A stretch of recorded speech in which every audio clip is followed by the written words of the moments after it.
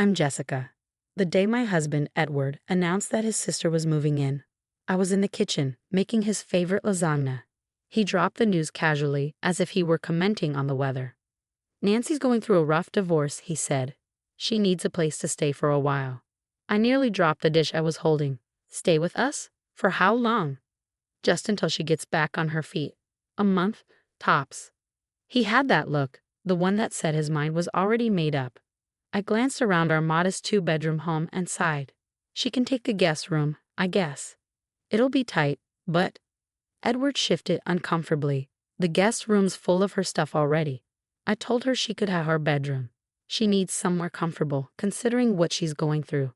My sauce-covered spoon clattered onto the counter. And where are we supposed to sleep?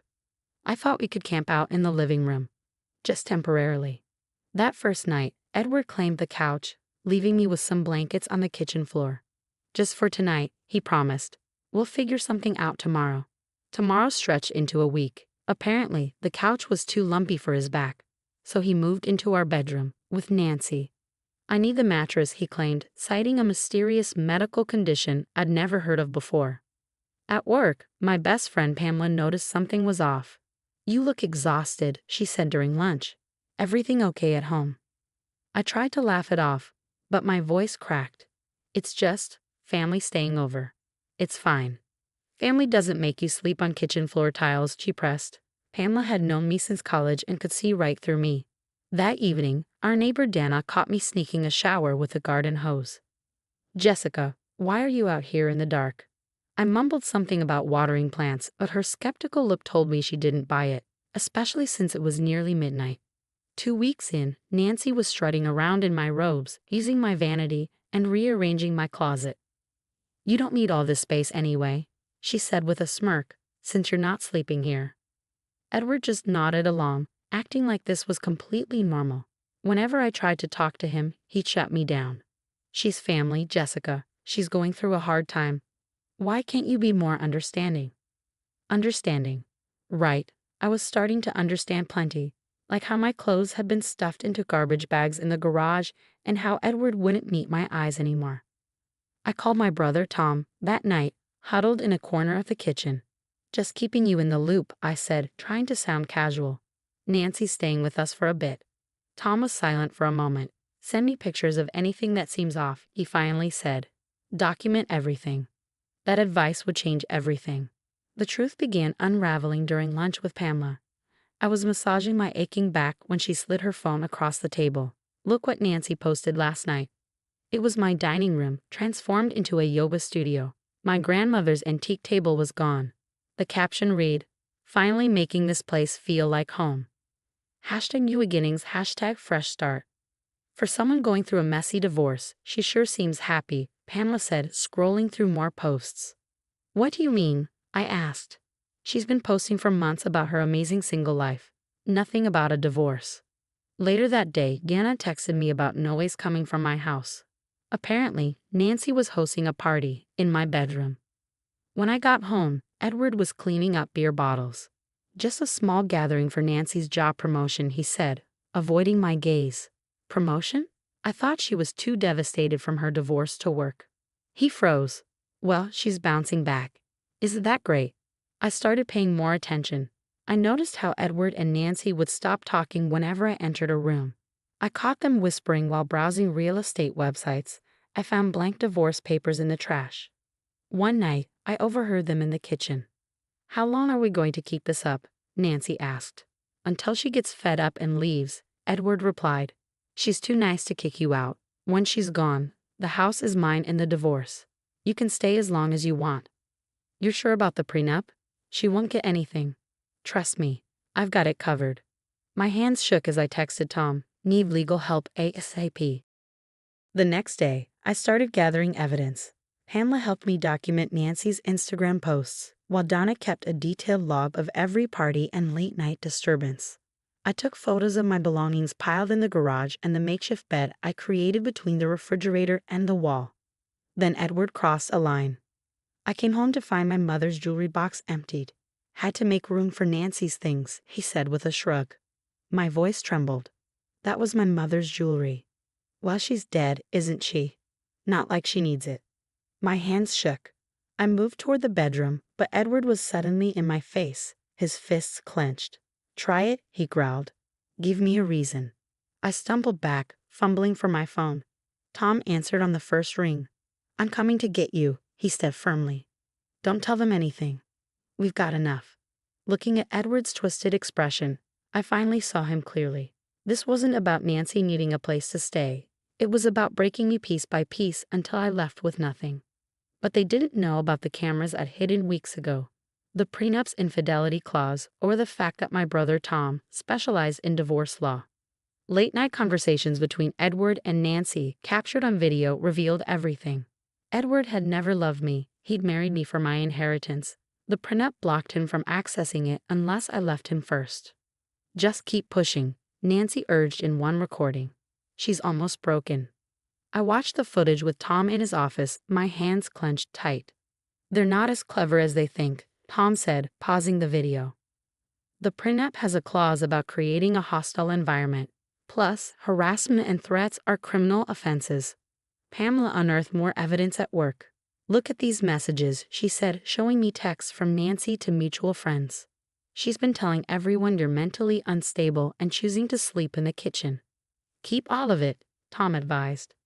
Dana proved invaluable too. She flipped through her notebook, reading aloud. March 15th, 2 a.m., loud party. Jessica seen sleeping in car. March 20th, verbal altercation. Edward screaming about Jessica being ungrateful. March 25th, Nancy throwing Jessica's belongings into the yard. A visit to my bank uncovered another betrayal. Edward had been trying to access my accounts.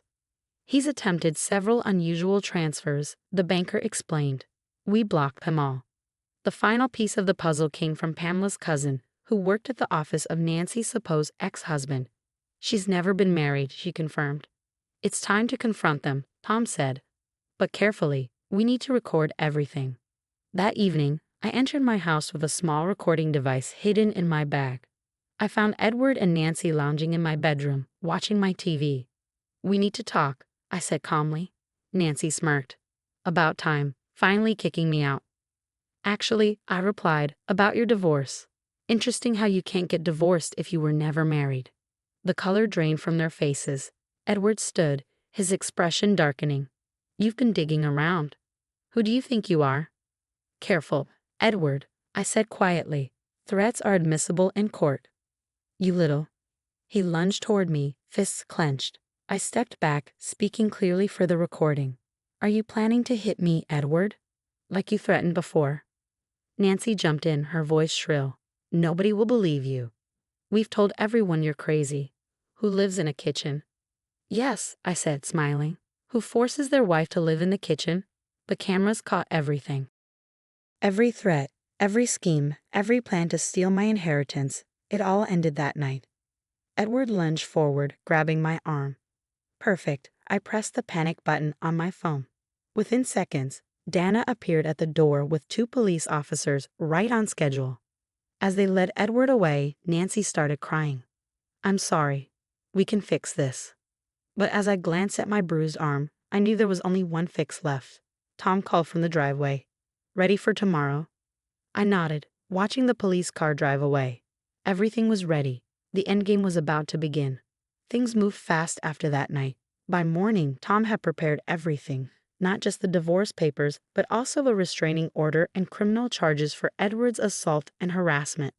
The security footage sealed it, Tom explained during our meeting with the judge. The evidence was damning.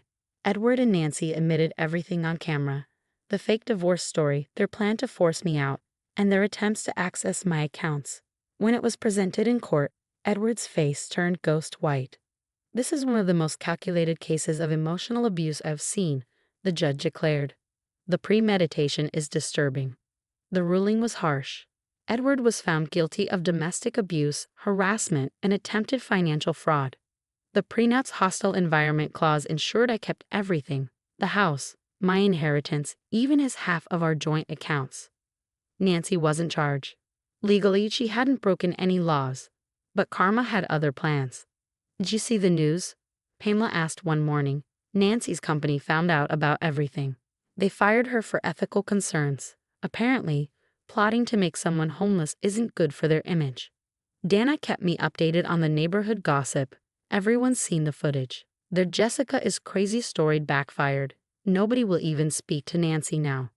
As for Edward, his behavior in court earned him a month in jail followed by mandatory counseling.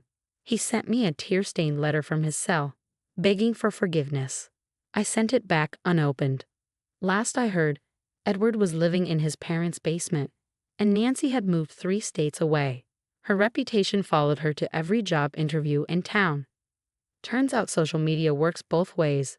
Those Instagram posts about taking over my house came back to haunt her. The day I moved back into my bedroom, Pamela and Dana helped me sage the space. We replaced the mattress, repainted the walls, and held a small ceremony to burn Edward's leftover clothes.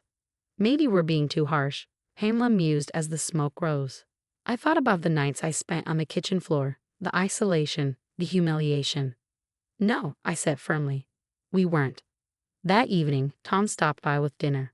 Any regrets? He asked. I looked around my peaceful home. No more parties, no more threats, no more walking on eggshells. Just one, I said with a smile. I wish I'd installed those cameras sooner. Sometimes the best revenge isn't about getting even. It's about getting free. Funny how karma works that way. This story was an experiment in exploring toxic dynamics and psychological manipulation. I have some questions for you. When you watched Jessica being systematically pushed out of her own bedroom and forced to sleep on the kitchen floor, did you notice how Edward and Nancy didn't start with outright abuse? They began with temporary arrangements that slowly stripped away her dignity. Here's what I really want to know. At what moment in Jessica's story would you have snapped? Would you have quietly gathered evidence like she did, or would you have confronted them immediately? What's your breaking point between being strategic and standing up for yourself? Share your thoughts below.